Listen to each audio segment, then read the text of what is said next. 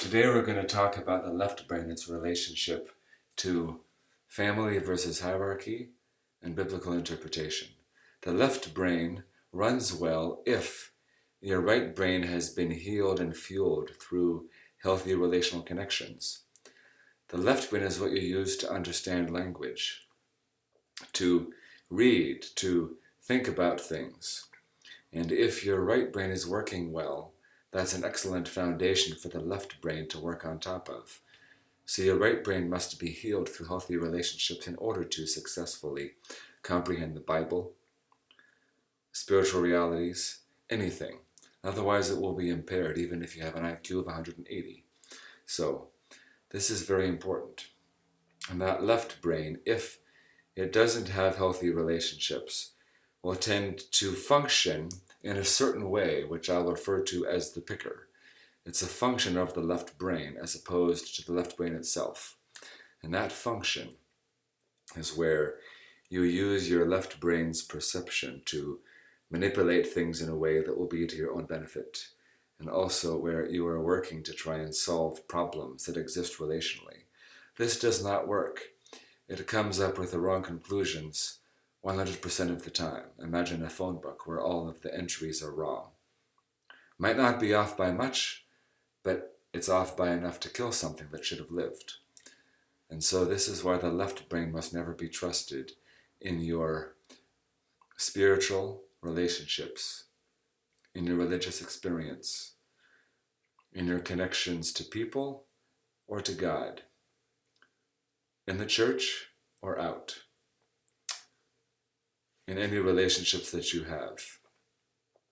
People often use their pickers to misperceive Scripture. Why is it that not everyone that reads Scripture seems to come to correct conclusions? Some of them seem stuck on narrow rabbit trails, which do not benefit either them or the people unfortunate enough to hear them. This is because their family relationships are injured in some way, which causes their perception of Scripture and the ultimate relationship which inspired that from God to be impaired. So if you want to perceive God correctly, if you want to perceive the Bible correctly, you absolutely must have relational healing, and then you'll be off and running. And you will have attachment to God that's always on. Whatever you're experiencing or doing, you will always feel connected to Him if your thalamus is healed.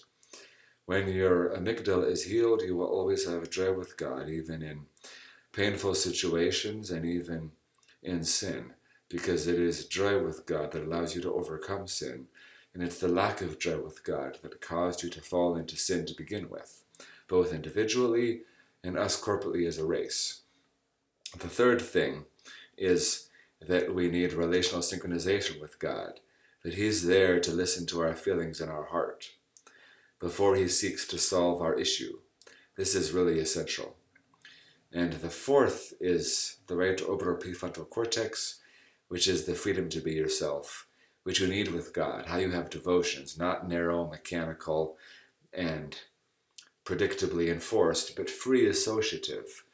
I've connected to God in so many different ways, some of which I feel comfortable sharing publicly, and some not.